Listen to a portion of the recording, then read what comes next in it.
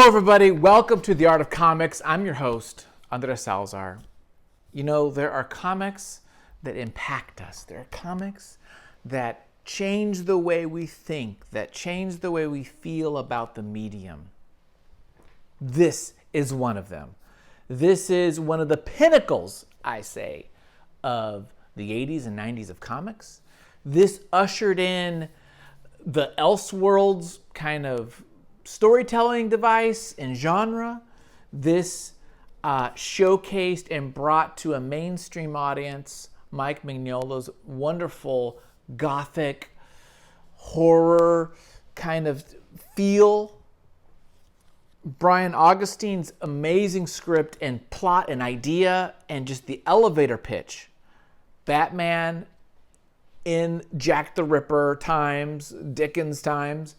It is just amazing. Like, I don't know why he can't.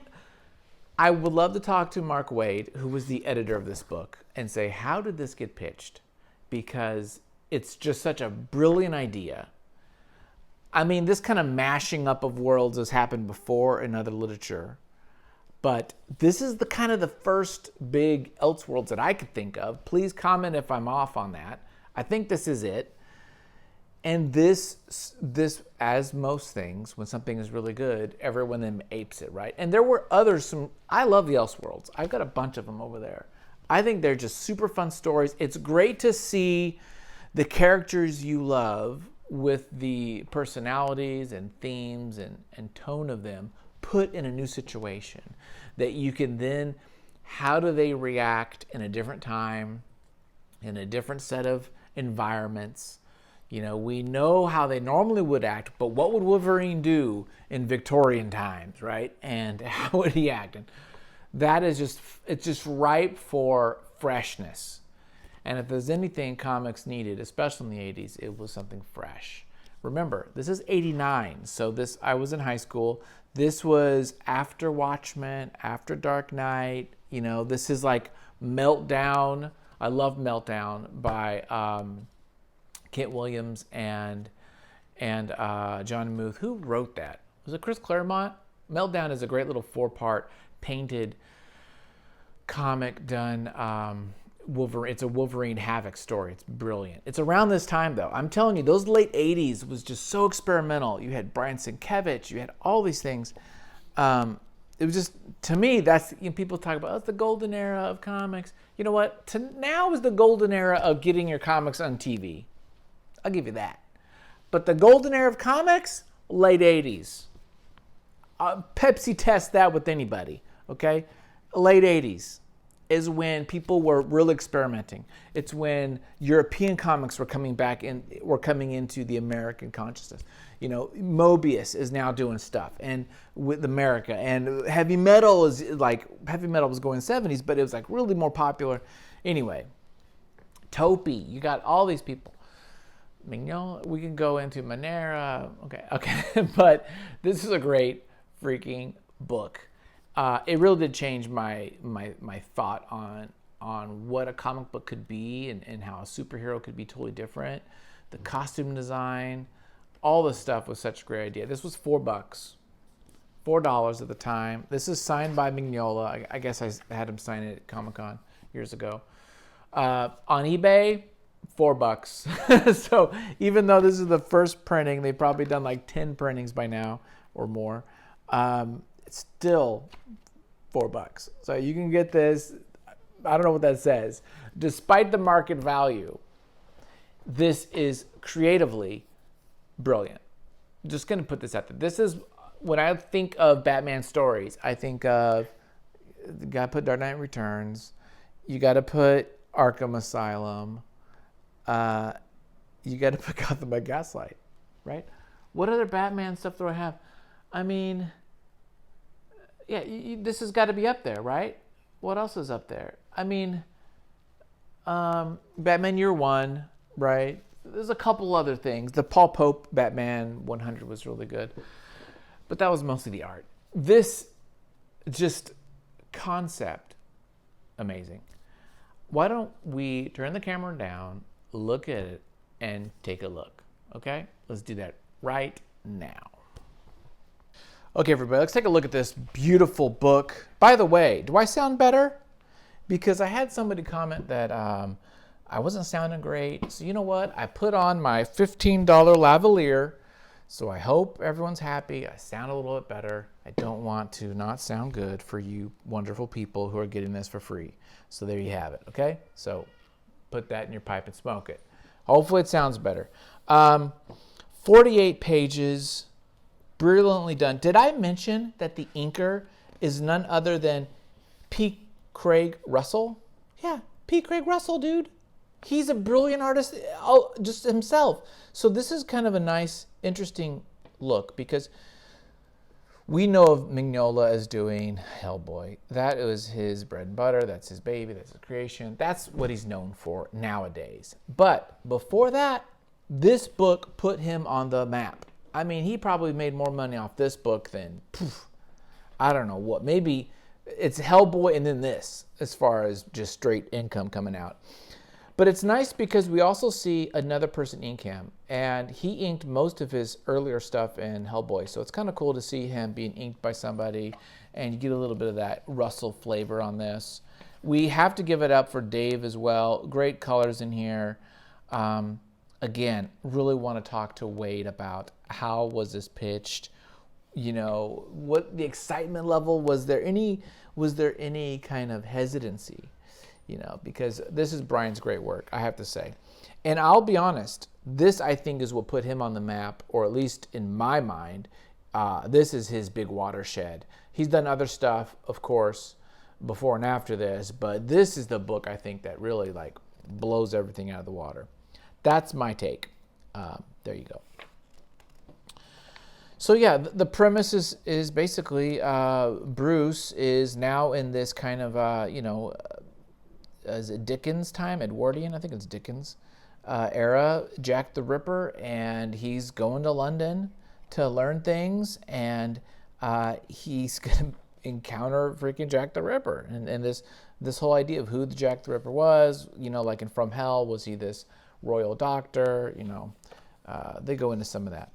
One of the things I want to mention, though, about the visuals is Mignola does a wonderful job of, with a limited amount of lines or shapes, really being able to create figures. Just look here, look at the change in size of the figures, not only to give way for the balloons, which needed to have space, but just a great visual. And then this dress here with a Rapidograph inked, just a few lines here. There's like 30 lines for that whole dress. And it's just perfect. It's just the right amount. There's just a great line economy in this. It's not like Sienkiewicz, which puts a lot of like texture through multiple lines and hatching. This is just the economy is just really nice. And it's got that kind of Alex Toth quality to that, right? You would say Toth does this too. I'm not sure if Mignola is a student of his, but if he's not, I'd be a little surprised, because you can look at some of the stuff and say, oh, there's some Toth in here. In fact, actually, now that I think about it, I think he's not a Toth guy. I don't think he was younger, as a younger man coming up. I don't think he was a Toth guy. I think he kind of learned about him later on.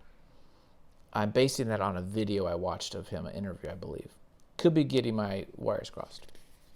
But nonetheless, beautiful backgrounds too, just the right amount of detail.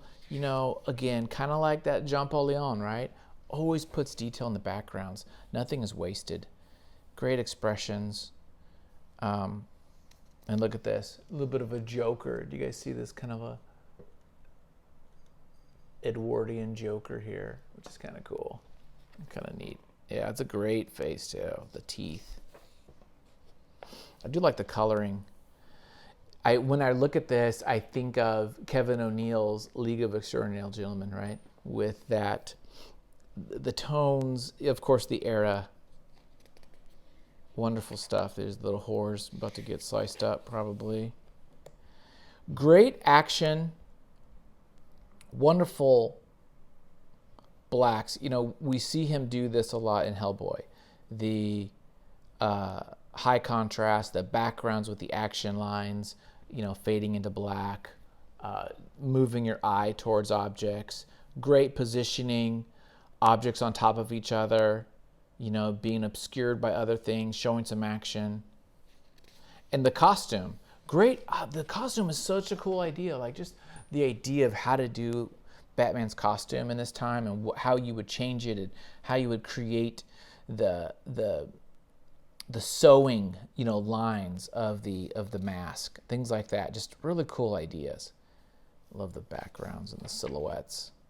Again, whenever you're doing a period piece, you really want to pay attention to costumes, and he does a wonderful job here of that. Really impressive. I tell you, if you haven't read this, please go pick this up. I'm not making any money off it. I'm just telling you, it's brilliant. It's something to study.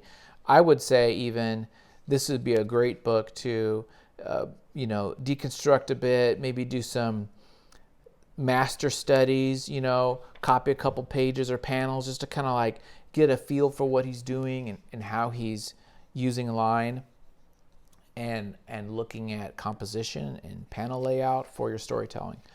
Another cool thing too, I don't remember reading comics where we had these big text blocks where, we have this kind of journal entries, kind of like Bram Stoker's Dracula, Topps, the card company, the baseball card company, made a series of comics around this time, like the early 90s, late 80s. I think it was more like 91, 92.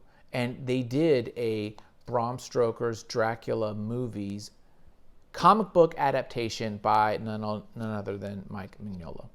So, and I would say seek those out because they're really good. I think it's right before Hellboy came out or right around that time. And it is very good, those Draculas. I think it was like a 3-part little series by Topps. They came with little cards and stuff in a little bag. It was when everything was about bagged. So it was like cellophane bagged up and kind of cool. Yeah, dude, just love it. Again, really cool panels here. I love this running. It's really hard to see though on this paper. The horse, just really great stuff. Batman's got to be on a horse, dude. Come on, man.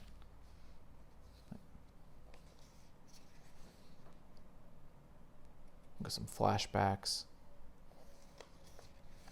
Wonderful, wonderful art. Great story. Look at that panel. That is great.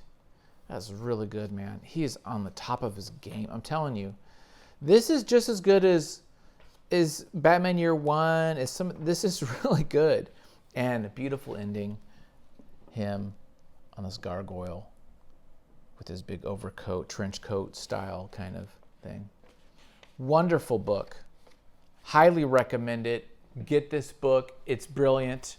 If you want to know about me, check out my stuff. Subscribe to the channel. Go check out my Patreon where you can see all my stuff, and a lot of it's for free. Okay? You want to kick me a buck down and see it all and read all my comics? You can do that too. But just check it out. There you go, guys. Thanks a lot for watching, and have a great one. Bye.